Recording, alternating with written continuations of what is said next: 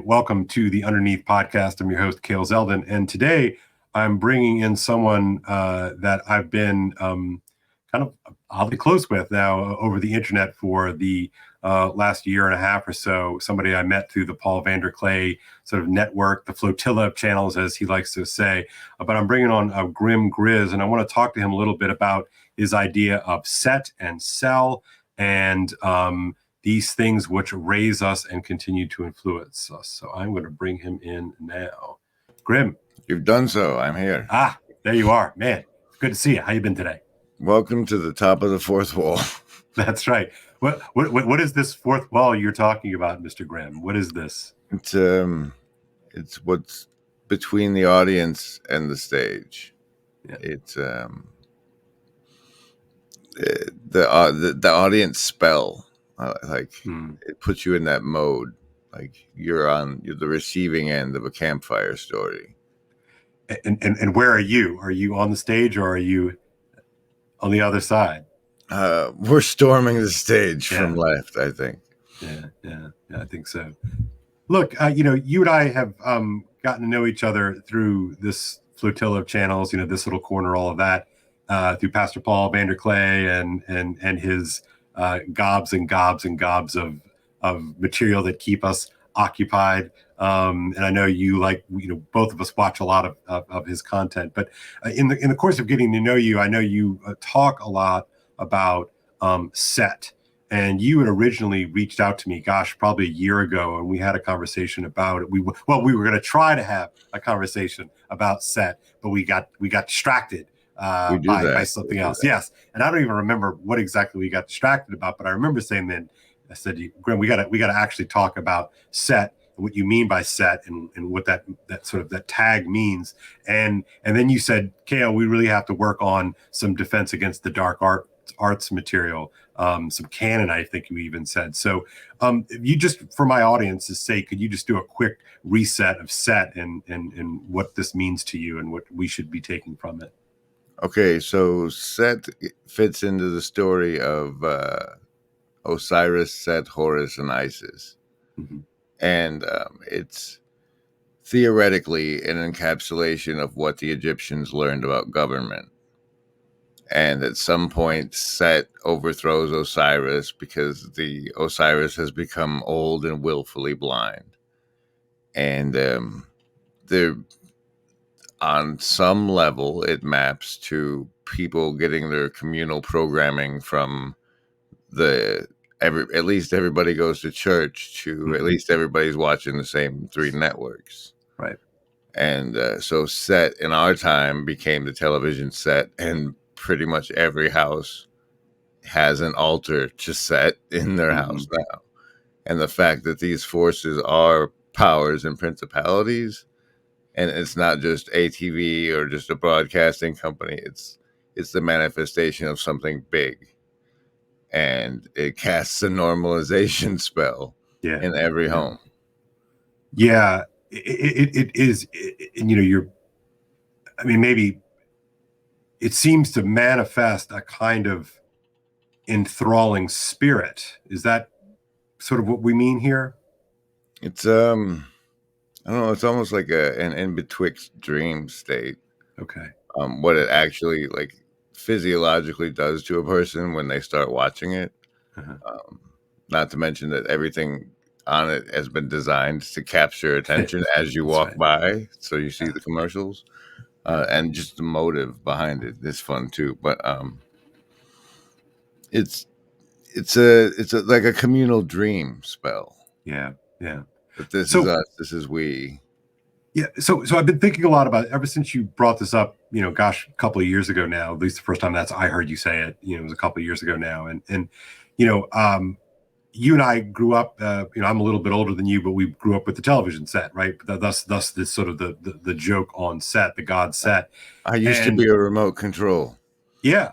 Right. Hey, Grim, get up. Change the channel, put it to CBS or what have you, right? And then I remember us getting cable, and even cable was a relatively, what was it, maybe 30 channels originally, something like that, close to it, And then, but like you, it was before the remote control, and so there was this big dial that you had to hit, and then eventually we got the remote control, and then of course cable expands, right? And so I've been thinking a lot about this, and there's a sort of an incredibly a norming influence, when all of us worship the set, and and this has a it goes all the way up until relative recent times in which I remember this was gosh in the 90s, and I was in graduate school, and Thursday night was like NBC night, and it was basically the anchor was Seinfeld and Friends, and I think ER maybe at the end, and then there was one little slot that got The must see TV. must see TV, right? And truly, I don't have the numbers in front of me, but the numbers were pretty impressive, and everybody must see TV, right? It truly became that thing where it really was the thing you talked about on Friday, and Saturday, and it's into the week. We don't live in the world dominated by set anymore, do we? What we've been confined to ourselves, but it's like the fractal differentiation is really well documented as far up to cable news with the Anchorman movie series, their comedies. If you pay attention to what they're documenting as far as the evolution of set and how it went from the 3 channels to the cable to and now it was like 57 channels and nothing on, right? And then 600 channels and nothing on, and now we can find whatever we want. We can go fishing ourselves for what keeps us staring into the window. Mm-hmm, mm-hmm. And that's the window of our cell, and it's a cell phone. And I love that, and I don't love it, but I love your framing of it, I should say. And I have kids, and I teach high school students, and there's still certain things that all the kids have watched, and occasionally you have a series that'll come online, and a big chunk of my kids will binge it, like on Netflix. And the last one that I remember with any kind of broadly shared reality was the most recent season of Stranger Things, which was now 2 springs ago. And that was a big deal. So much of a big deal that I could go into class, and I could say, oh, like in the 3rd episode of the season, do you remember this? And, I would get a vast majority of the kids kind of looking at me and nodding and bantering back and forth with me. But beyond those things and the occasional meme, that they'll come and they'll show me like, oh, like, look at this one, Zelda, and like, this is funny. There's the overlap of kids watching the same thing does not have the time signature the way that it used to with set, right? With set, you and I, we were either in front of the TV on Thursday night watching the episode of Seinfeld, or we weren't, and we were SOL, to see it until it went on reruns over the summer. Like that was sort of what we were left with. So the incentive to kind of sync up, with everybody else who's tuning in at the same time, was a real thing. Is that how you experienced that? Yeah, it was still communal gathering. Yeah. Like I think Game of Thrones was the last I saw of it. Yeah. And the giant disappointment that ended for people. It's true. It's true. But the notion of people gathering at something timely fashion, that's the last I've seen of it. Yeah, because if memory serves, I think HBO would release it on Sunday nights. It would release each episode in a week, sort of like in that old-fashioned mode. But I don't think people do that anymore at all. I don't think that maybe HBO still does a sort of a night that they premiere it. I'm not sure actually, because I don't have HBO, so maybe I'm not the best person to have this conversation. And that's just different, like regular set worship. But now it's fractalized. Like is that high church? People would rather be in their cell. Right. Like Right. it, So is it, that's it's true. almost a dying market still. Yeah. I mean, the production houses are doing what they can, but now the streaming is doing what the cable channels did. So that's fascinating. But Yeah, and no, I think you're right. I think you're right. And so how do you appreciate the formative difference between this migration of modes? um, Like, they're gonna have it rough. Like we didn't realize how great yeah. we had it, and what we don't manage to pass on somehow is they're not gonna have it at all. And it's like, Mm, mm, mm. Yeah, this keeps me up at night. I'll be honest with you. I think about this a lot. but we are in this interesting crux of it where we are also we have the means of production, and that's the basis for the defense against the dark arts thing, because everything we're getting top down we smell is corrupt. Hmm. And Hmm. so if as we gather we can teach each other on these places, skittering through these different platforms into small groups, um, giving each other the heads up to where what you're being indoctrinated into, because that's their first draft normal is the complete atomization of man and like the war against human contact that started 40 years ago. Yeah, um, because it used to be the thing that we were concerned with was content, right? That there was some specious content that was smuggling in, I don't know, like things that I care about, like smuggled in nihilism or or what have you. But now, normalized, the smuggled in meaning normalized as normal. yeah, right, exactly. And you have, Paul always gives you credit for this, and I think you're right. But the normalization, through Joey and Chandler, the normalization of casual pornography, right? Like that was a sort of a, you know and in the way that Will and Grace sort of functioned in the same way for normalizing sort of bourgeois, gay couples, that kind of thing, right? And but how much more effective is TikTok in normalization? Well, that's a good question. That's a good question. It's probably better because there's no friction. If you've ever played on the platform, I'm not a TikTok guy. For about a week, I was experimenting with like Reels, and I think that's Instagram. And I fiddled a little around with TikTok, but honestly, I it felt so TikTok here. It felt so electric.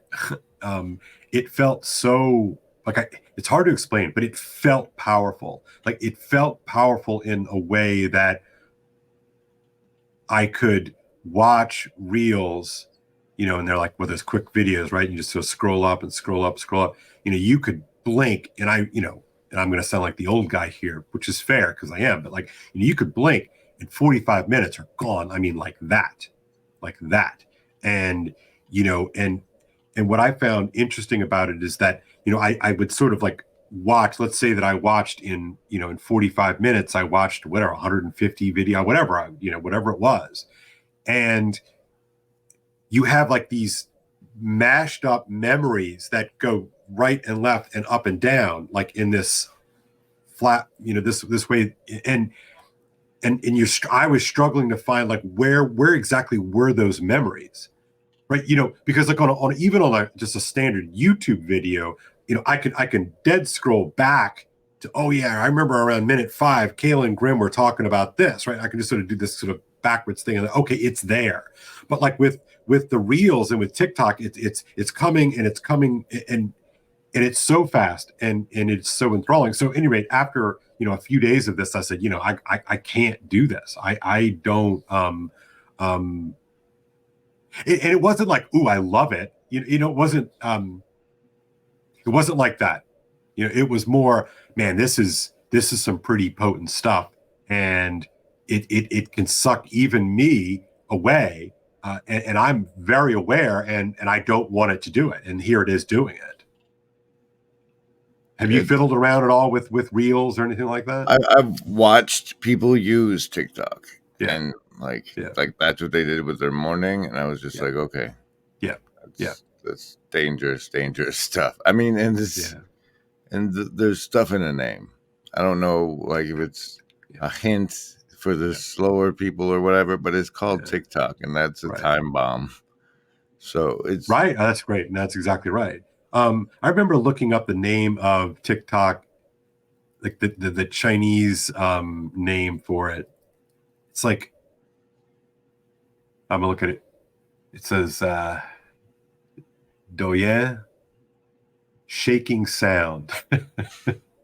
I think the rattle, a American baby rattle to keep you yeah. pacified. Well, that's right. But you're right. I mean, TikTok it gives off that vibe because I think that Because is we're what in it's. fifth generational warfare. What do you mean by that? Like,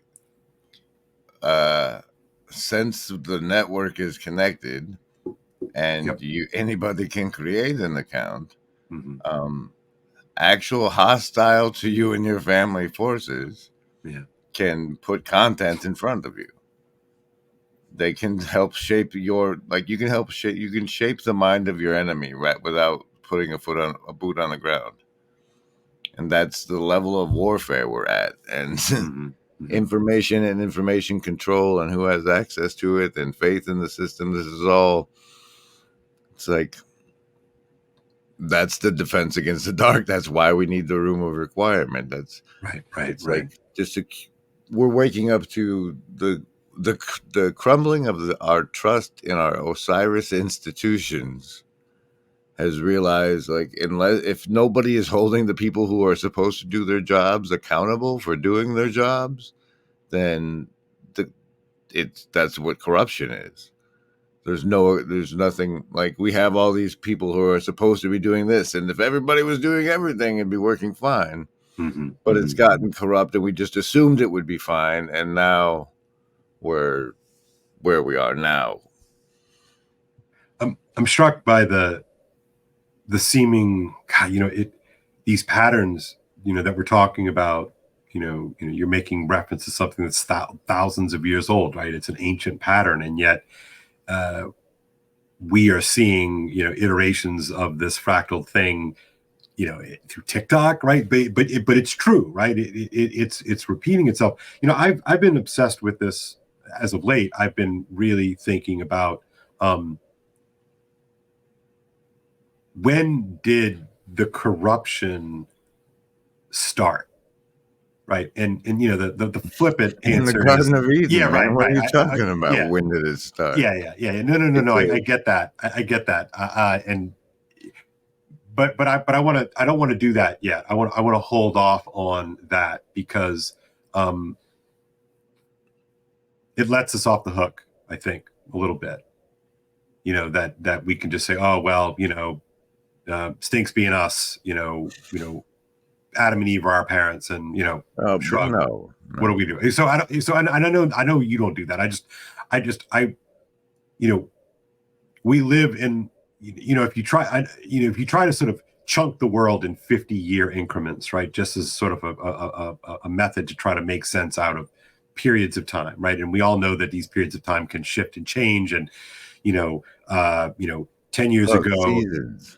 Right. And like the last 10 years, of course, are going to be more prominent in our imaginations than, 1824 or, 1924, but, so I'm struggling, there have been novel developments, right. In the last, since, I always, in my head, I go back, to this sort of period of time, I call, other people call it, the mid-century. And for me, and I'm talking about the 20th century, and it's sort of roughly 1940, to roughly 1963. Or that's not roughly, that's like Kennedy's assassination. But if you want, you can go to 1940 to 1970, kind of as this mid-century model. And my new sort of idea that I keep chewing on, and I'm trying to write about it, is that all the bodies are buried in the mid-century. And so, what happens in the mid-century? Well, it's the great monster of modern totalitarians, sort of emerge, right? The dragon emerges. And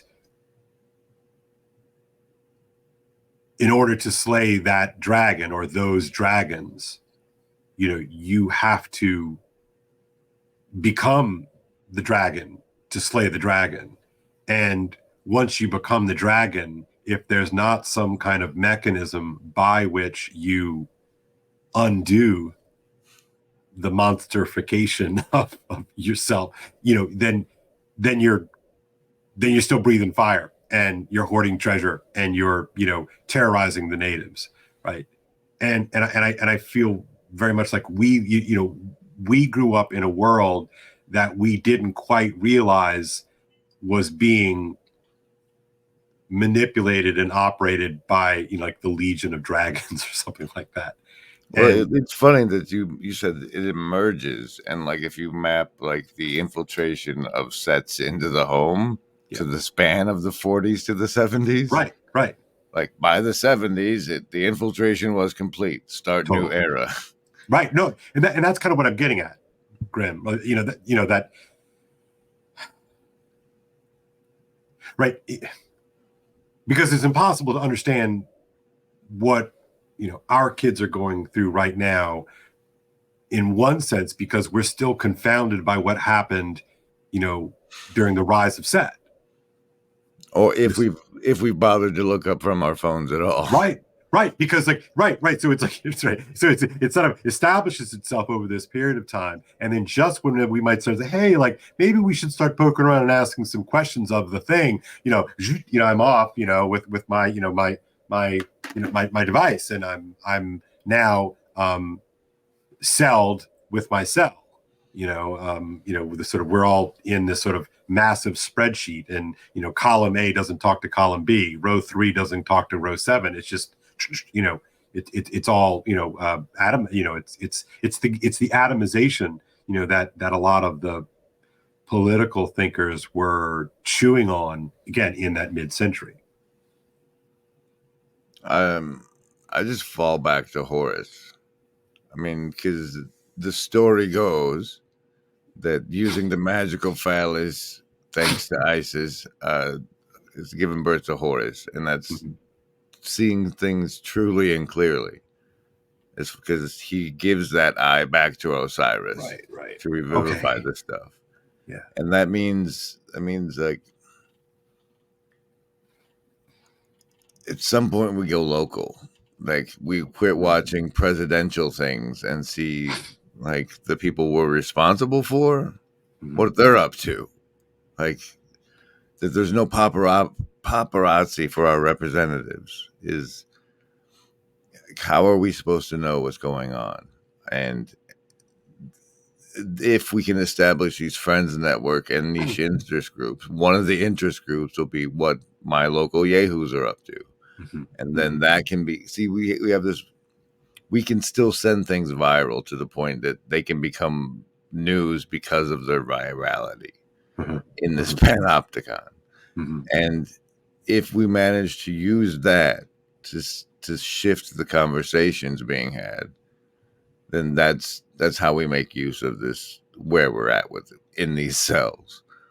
Otherwise, other than getting yourself and your family to someplace, a small community that can survive an EMP, I don't see what hope we have to affect any change as long as we stay distracted in ourselves. Yeah. So I think something that really animates me, is, what are we to do? I have my own children, and I teach children, every day, and I see them caught in this war that nobody really wants to call a war except for weird people like me and you. In fact, we've been shamed into to never, we can't say that it's a war, because to say that a war means you're a culture warrior, and everybody knows that culture warriors are bad. And so, if you don't use the right framing, YouTube will take it down.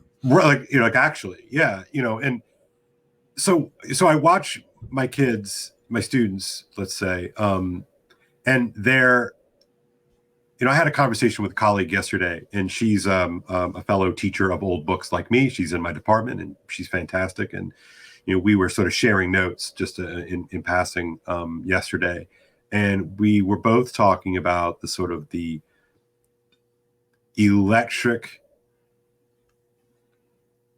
generalized anxiety that our students live in, right?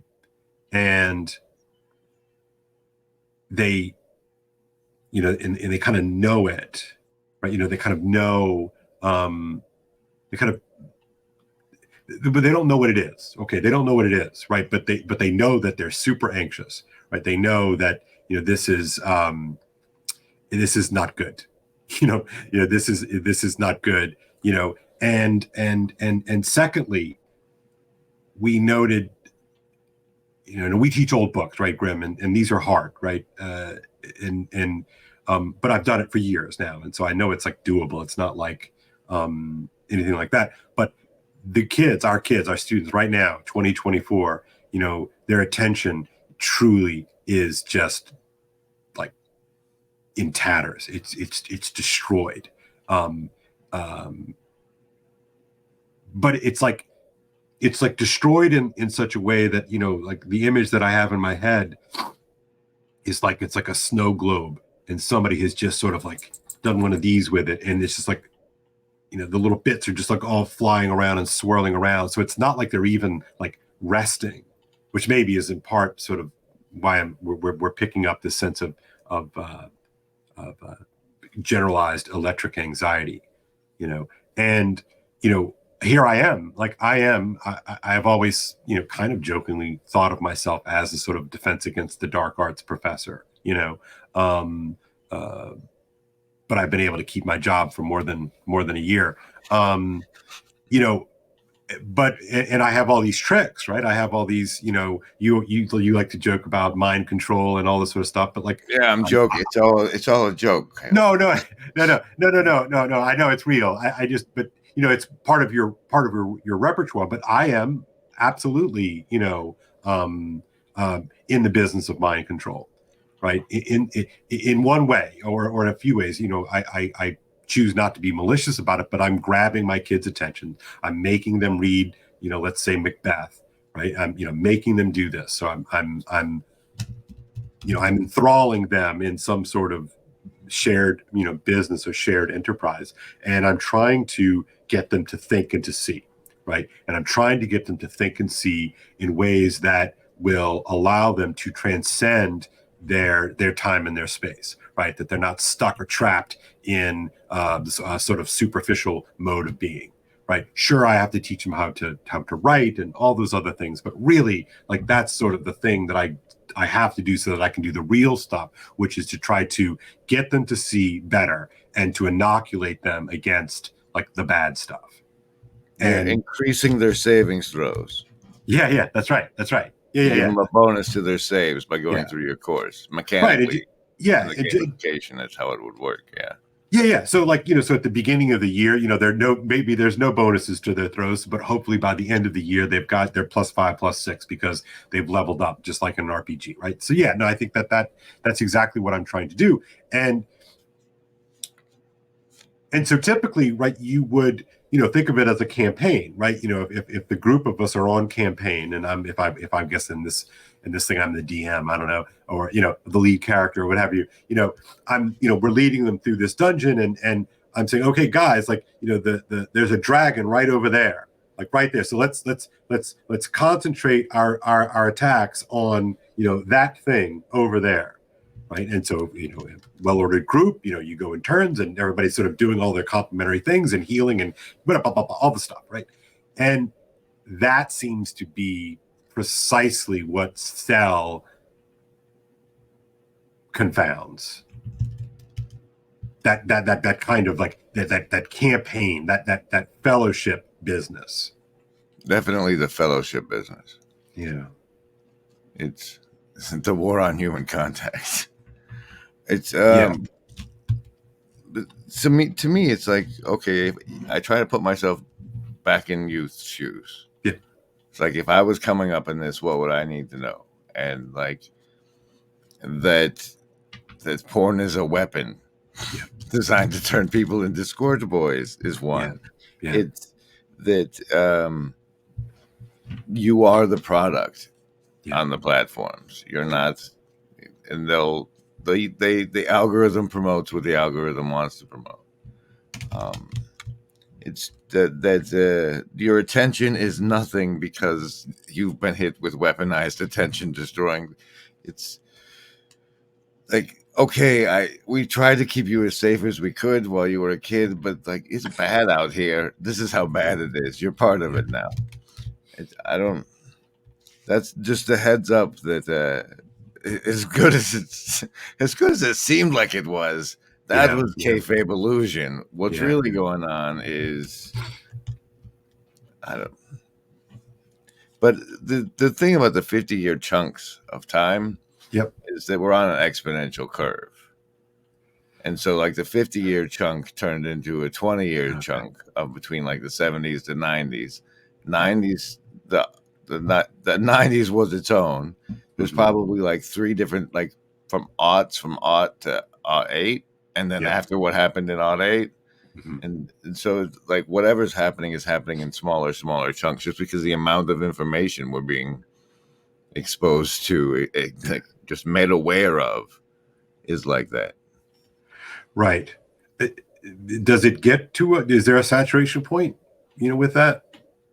Are we there? Is that what we're well past it? But that's why we're clumping together to try to make sense of signal to noise, right? Like in weird online groups, because like no individual is capable of differentiating all of the signal and noise anymore. Right. So we're learning to see together with the Eye of Horus brand. Yeah. Right. So, one thing I wanted to say, especially since we did the reference to the Defense Against the Dark Arts, is the Muggle lie. Is the thing. There is no Muggles. It's a myth. It's the inherent myth of you take in when you start reading the story, is that like that some people have the ability to cast spells and use magic is special, and only some people can do it. Like all of language is mind control. It's everybody's a wizard. There is no Muggle. That's the big lie. And so as such, you should be able to like. You might want to look into how language works, how there's this thing called rhetoric, and why people say this and then say this, and not in the reverse order. That humans get better at whatever we do, and we've spent a long time figuring out how to manipulate you.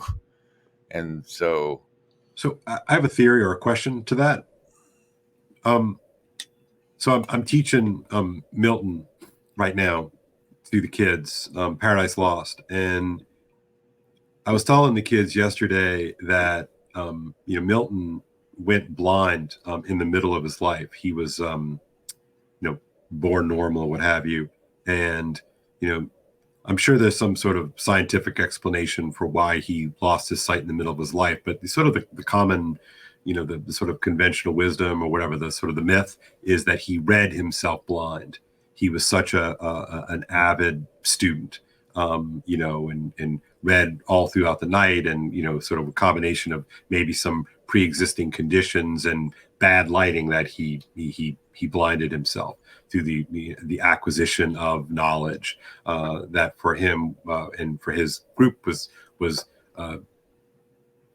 all literate, right? That was the only knowledge, really. And so anyway, so he goes blind and has a big flame out in the sort of the political situation in England. And after he's sort of kicked out of public life because he rode the wrong horse, he escapes barely execution and kind of lives sort of in exile in England, and decides to write Paradise Lost. And so it's a cool story, unto itself. But so I was trying to get the kids, the thing that I tell them every day in class is, what do you see and what do you hear? right? That's what a book is doing. A play is doing this. A poem is doing this. A novel, an epic poem. It's always, it's showing you stuff, and it's what do you see? What do you hear? And you have to ask yourself that every page. And if you don't really actively do that, you're going to lose the thread very quickly.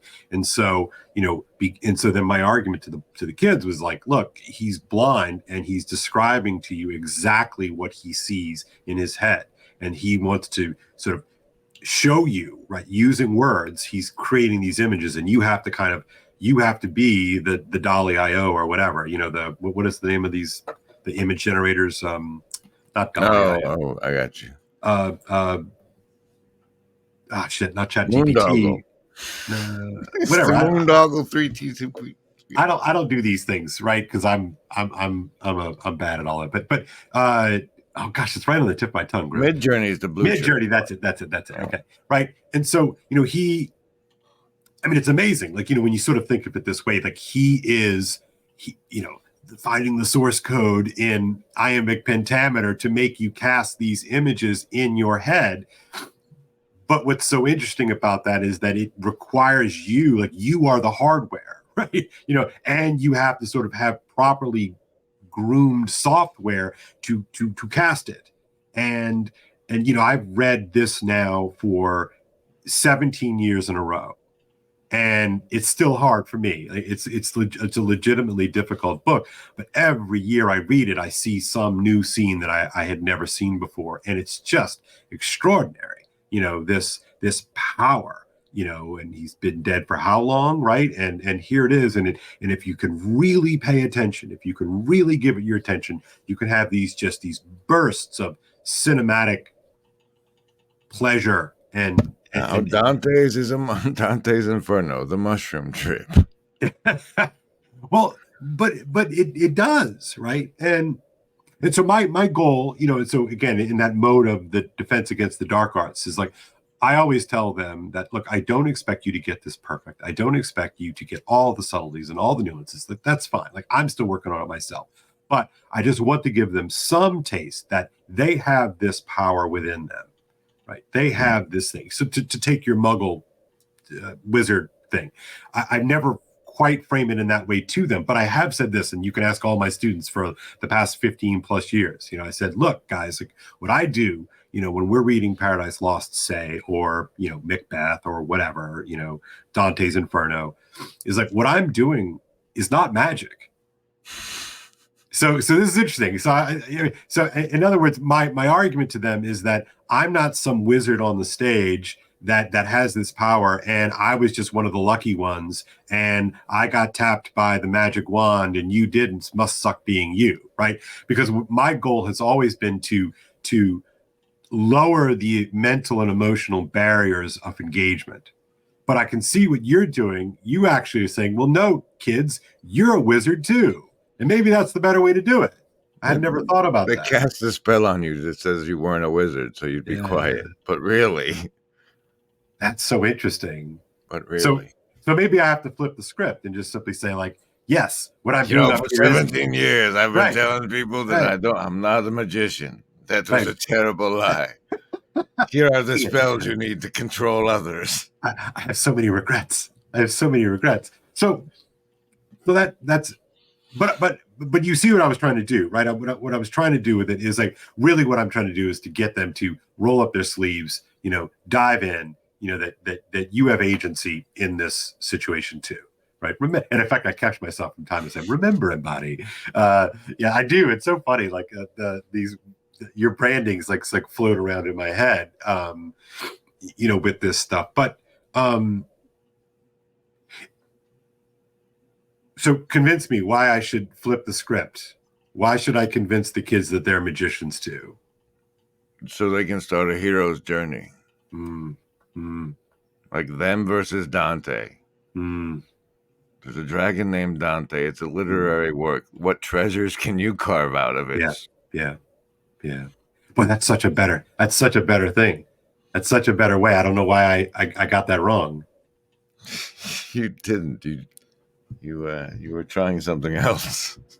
Yeah, no, but I'm more enamored. I must admit, I'm more enamored with your framing, and maybe that to your earlier point about breaking down the fourth wall, that if you can convince folks about the breaking of the fourth wall, then they can do it too. And I know that that's what I was trying to teach the kids. What I was trying to teach the kids is like, they can do this too, right? That, but I guess you're telling me, and I'm putting words in your mouth here, but you're telling me that I was de-emphasizing the powers that I have cultivated over a lifetime of reading and engaging with the wisdom traditions and learning how to talk about it. Yeah, you're like an 8th level sage or whatever. It's not. But I don't know that framing is going to work any better on actual people. Yeah. No, I mean, I think in the end it probably gets it's an attempt to get us to the same place, right? Because what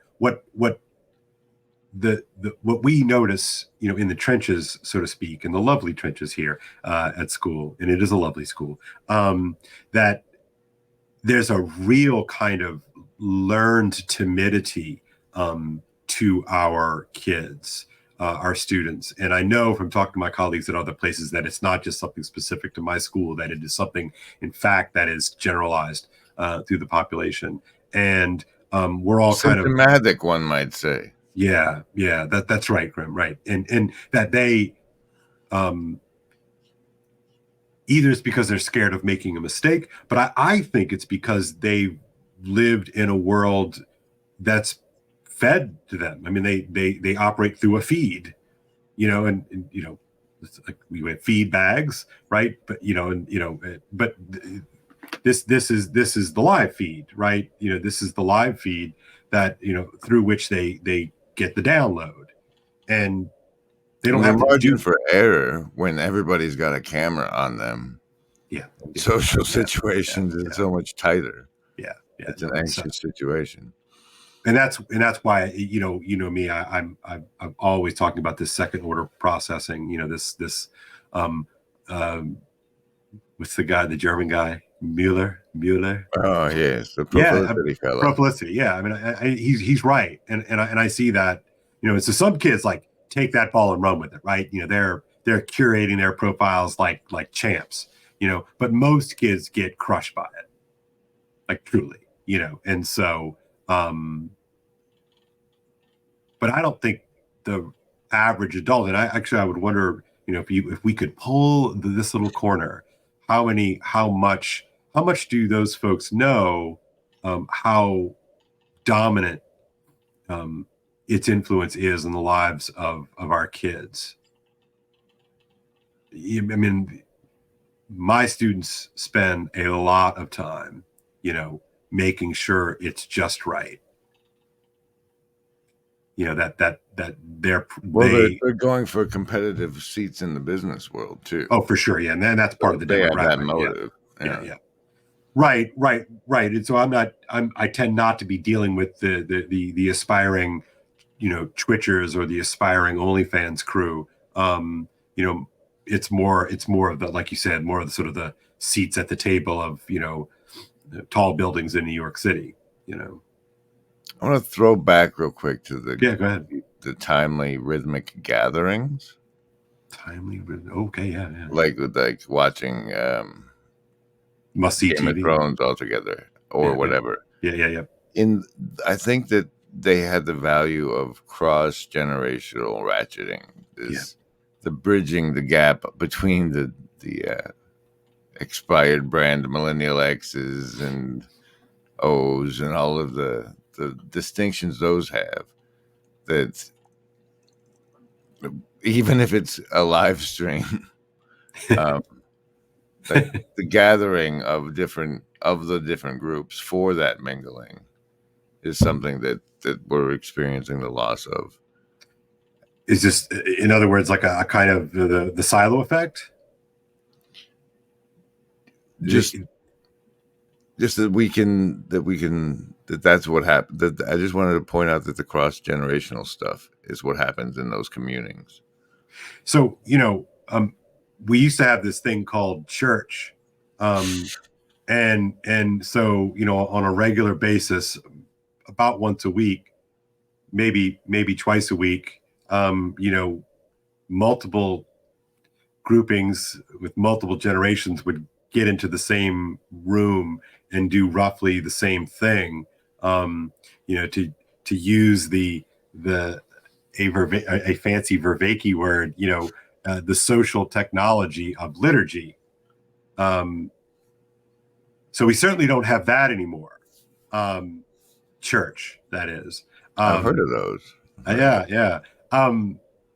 Except for a few of us weirdos, So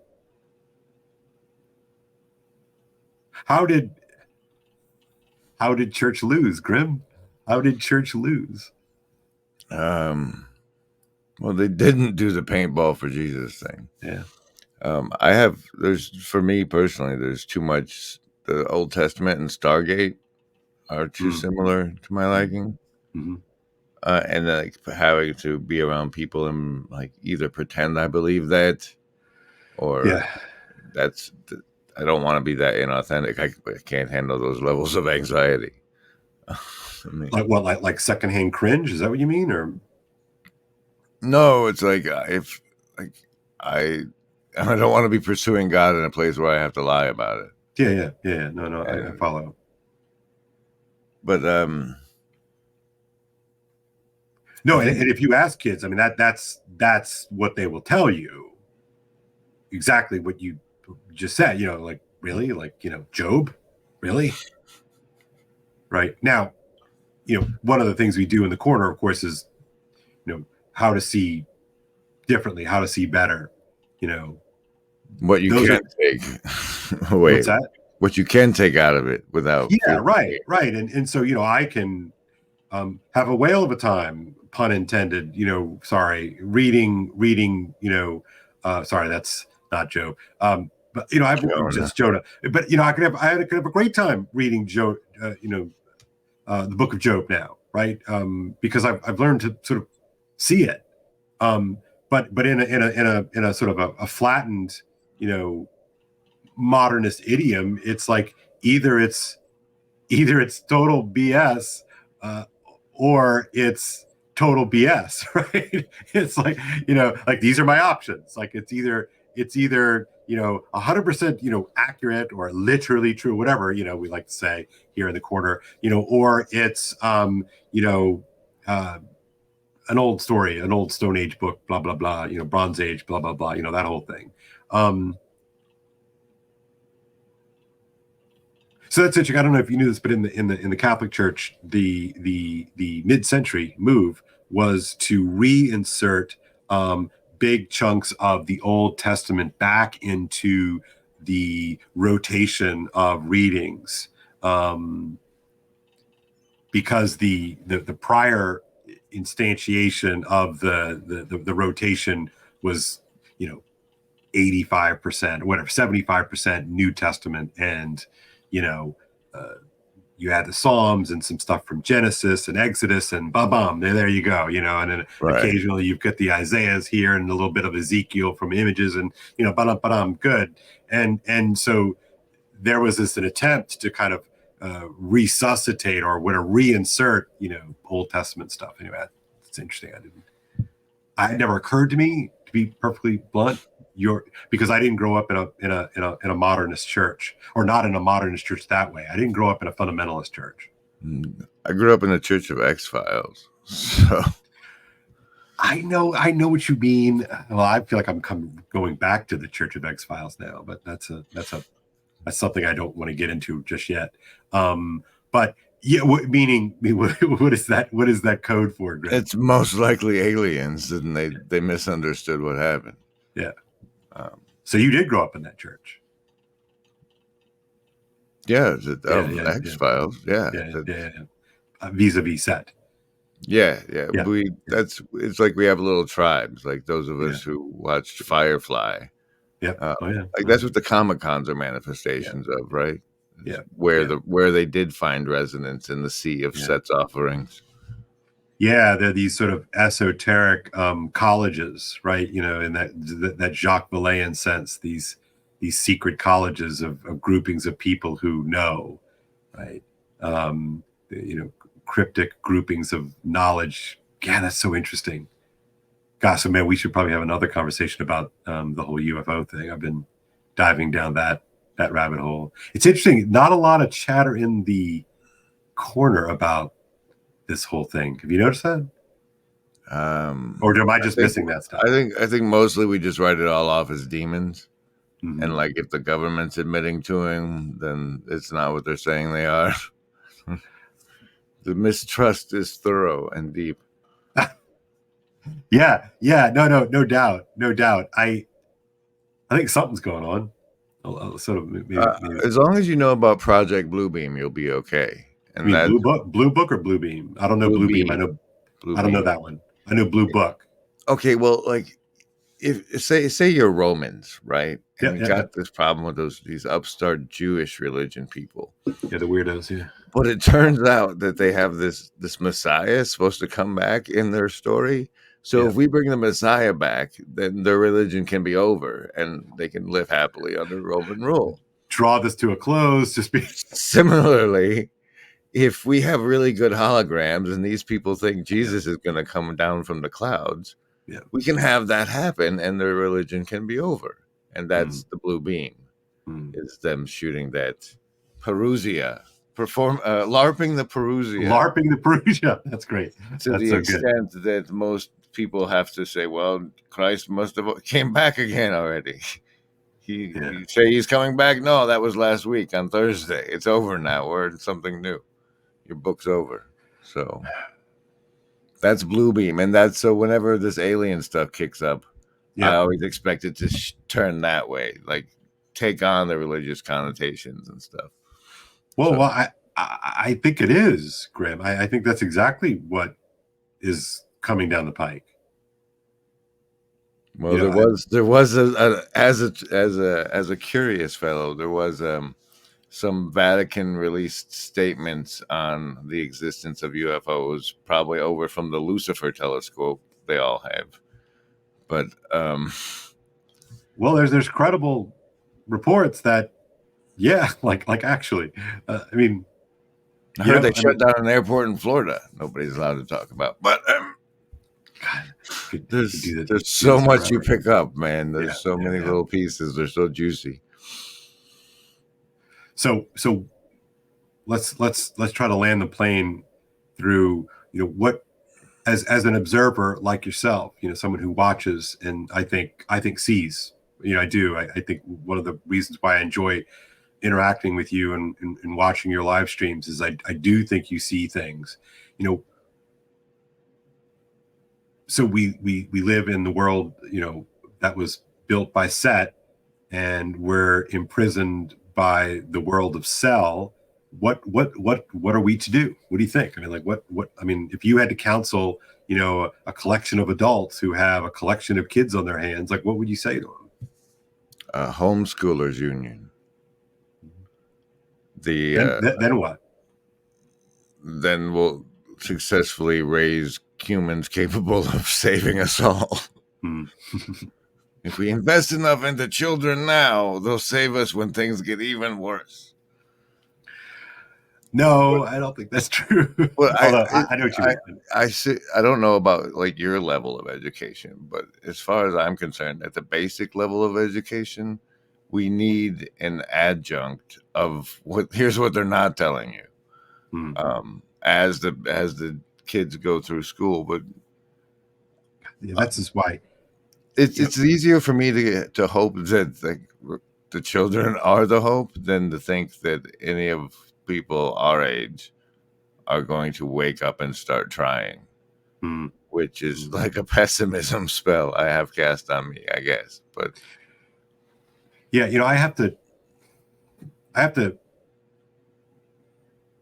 like I'm sort of trapped, between two worlds, because on the one hand, I see all this stuff and I resonate with you and the gang and feel like that's more true than, whatever we're being fed through mainstream, platforms and what have you. But I kind of live in this sort of weird, or actually, no, scratch that. I live in this very normal mainstream world in which I'm preparing kids to go off to fancy colleges and, to go into fancy corporate America in all of its various instantiations. And, I know it's weird because I know that that's a death script. But how? Well, I do. But you also know that like the only thing holding the institutions together is people LARPing the institutions are held together. Yeah. So that's why I think I feel really guilty, and so how people always make that kind of joke about Jesus smuggling, that, there's this activity that we're all kind of doing together, and everybody's kind of like, it's kind of a stupid activity, but maybe I can like jam some good stuff in on the way, and God, man, maybe that's all I got. I don't know, but this is dark. I didn't really quite realize I was going to get so dark, because that's what happened to me, right? I've always been a kind of a half in the mainstream, half in the alternate streams guy.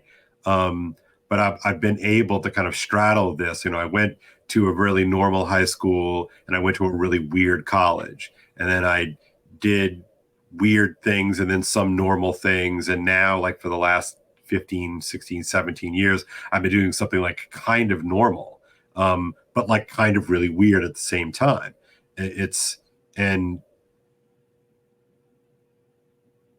And like, I know that I'm supposed to be doing this. I'm supposed to be teaching kids. I'm supposed to be witnessing to kids like of some sort of alternate way to see the world. And I guess I'm just kind of wondering, how subtle should one be? How blunt should one be? Like, I don't know. Like, I'm trying to work this out because here's the thing. For my years of banging around here in the corner, I keep coming back to the corner because I know that something in the corner needs to be injected into my students' lives. And so, I'll even like resort to, Papa Peterson, and I'll resort to Vervaeke fancy words. I will. I mean, if you recorded in my classroom, you would be smiling like half the time, because here I am, like Kale's teaching relevance realization, or Kale's teaching clean your room, or Kale's teaching these things. I'm teaching clean your room by way of Dante, by way of whatever. I'm mixing and matching all these things, but I know that what the corner is trying to figure out is exactly what my kid, who is going to go to a fancy college and who's, actually going to work, at one of these high power law firms or finance outfits. Like, I mean, that's a lot of my kids do, or work in Silicon Valley, and do all these sorts of things. Like, I want to give them something that's going to like stick with them, so when they have to look,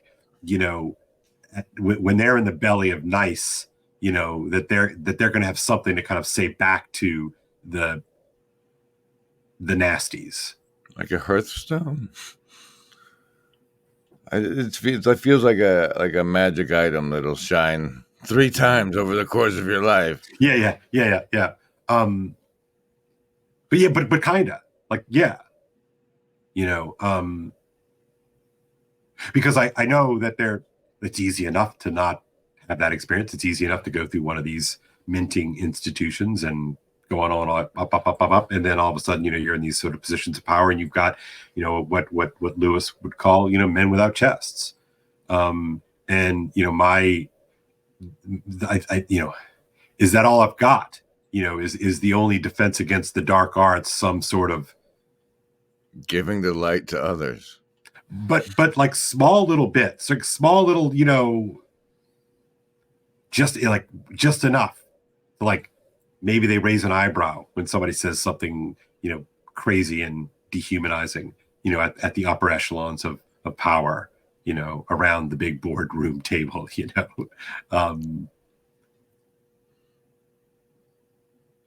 Yeah. I don't know. You're doing a lot of good work. Like anybody who's facing children and the teens in this day and age is Well, what's weird, brave. Grim?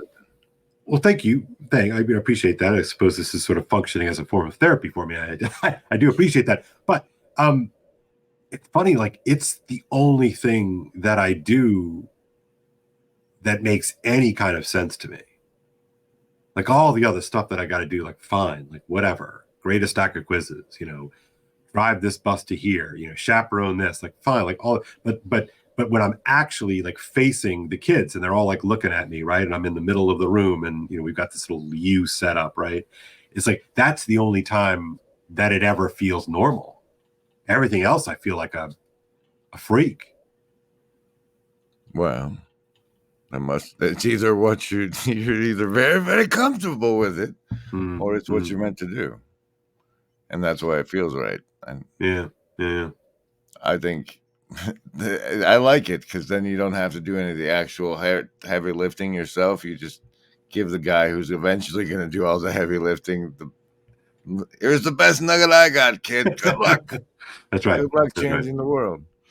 Yeah. Well, they'll have the power, I think, to do that. But anyway, all right.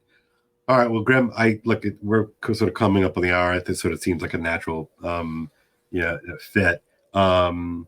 Any parting shots on set and sell? I know we probably didn't even scratch the surface again.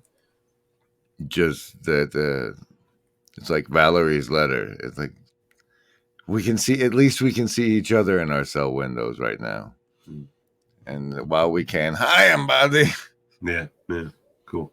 All right. All right. Well, Grim, thanks so much. Thank you, Kel. I'll see you on the VNA. Let's. All right. Cheers, brother. Be well.